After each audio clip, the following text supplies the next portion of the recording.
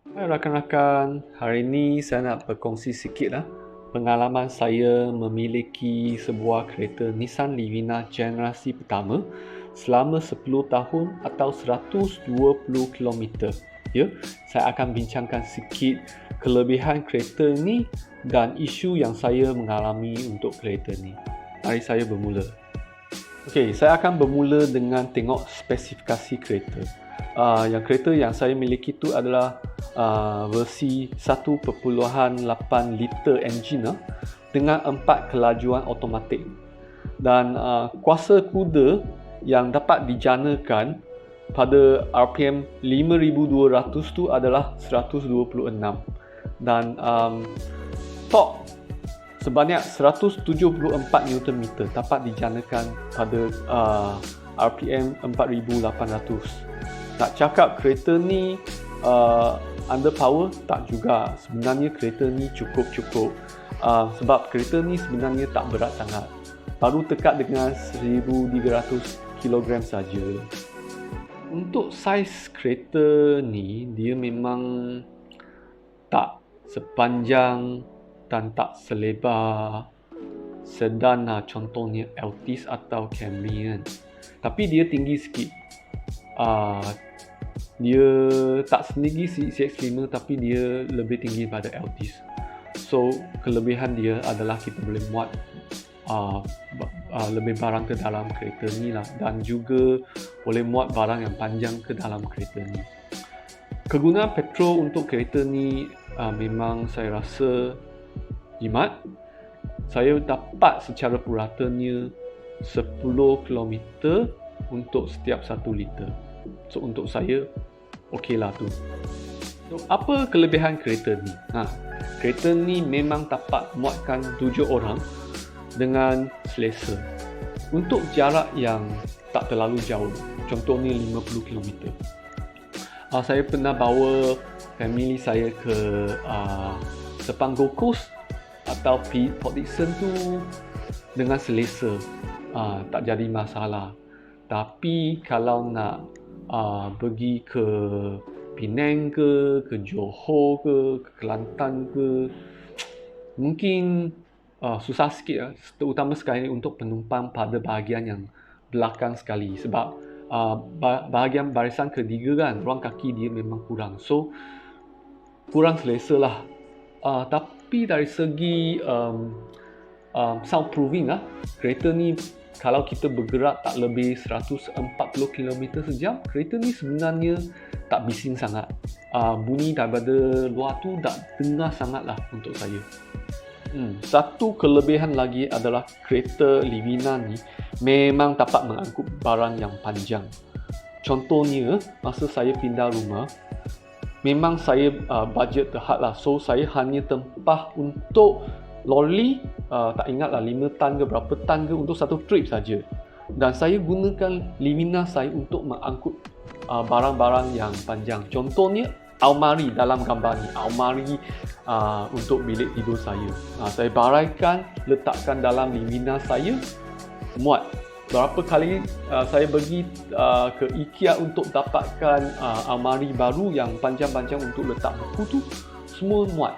Apa yang saya buat adalah saya baringkan semua tempat duduk dekat belakang dan dekat tempat duduk sebelah saya, sebelah pemandu tu. Memang dapat muatkan barang yang panjang. Okey, mari saya berkongsi isu yang saya pernah hadapi untuk kereta ni.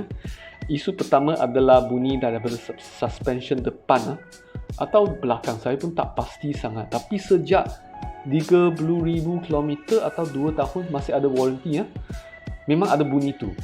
Dan saya dah berkali-kali melawat ke service center, tidak dapat selesaikan bunyi tu. So saya dah putus asa lah. Saya memandu kereta tu yang berbunyi sampai masa 10 tahun saya jual kereta tu. Saya pernah tukar absorber punya mounting, tapi tak dapat selesaikan bunyi tu. Isu yang seterusnya adalah aircon coil dalaman tu bocor. Saya dapat bau yang sangat busuk dan aircon tu tak sejuk lah. Saya buat penukaran ni dekat service center dan kos dia agak tinggi juga, dekat 1,800, dan juga saya tinggalkan kereta tu dekat 2 hari sebab kena baraikan seluruh dashboard depan untuk nak tukar coil depan tu, coil aircon. Dan juga aircon control unit dekat dashboard tu sebelah bawah tu ada knob untuk nak tukar kelajuan aircon, suhu aircon tu. Cat dia macam ada cat atau satu coating. Dia coating tu tertanggal sikit lah. So bukan sikit, banyak juga, nampak macam tanggal-tanggal semua tu. Saya komplain masa masih ada warranty dan mujurlah dia orang tukar. Lepas tu tak jadi problem lah.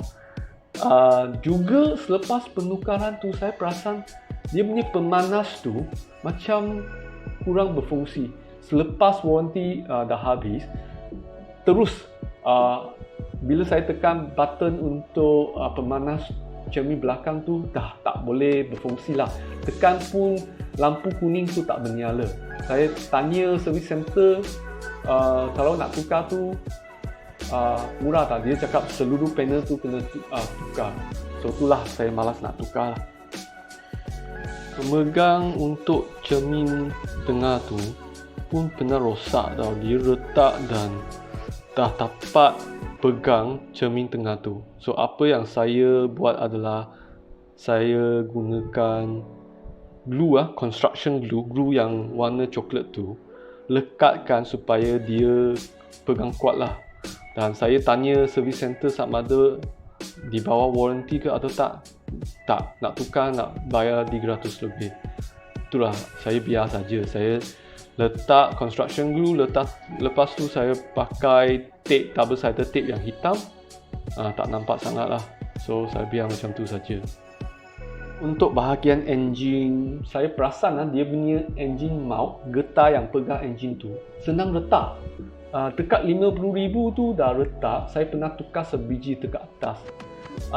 Dan lepas tu kita akan rasalah enjin tu memang bergegar gila lah. Masa saya nak jual tu saya pun malas nak tukar.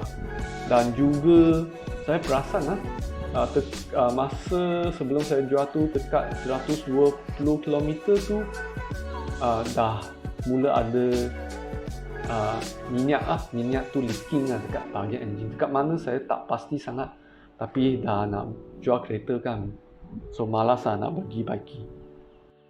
Untuk transmisi dia yang kelajuan 4 tu, saya rasa pada awalnya dia okey, tapi dekat dengan 50,000 km dia mula tak lancar. Masa nak tukar gear tu kadang-kadang rasa macam ada sekatan sikit, dia tak lancar, gear tu macam ada masalah sikit.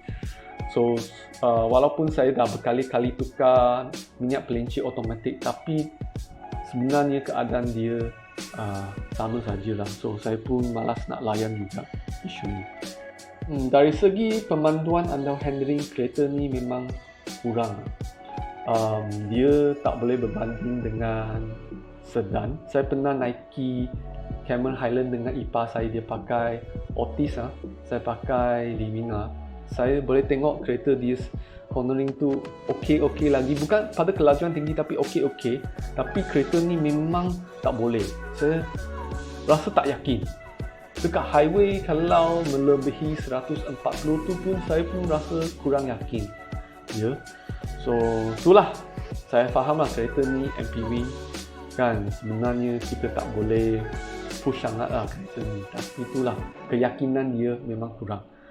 So secara kesimpulannya, kereta ni memang dalam 10 tahun ni memang dah membantu saya bawa family saya pergi ke melancong, ke tempat yang dekat-dekat, dan memang dah menolong saya untuk nak pindah rumah, nak angkat barang yang panjang-panjang, besar-besar.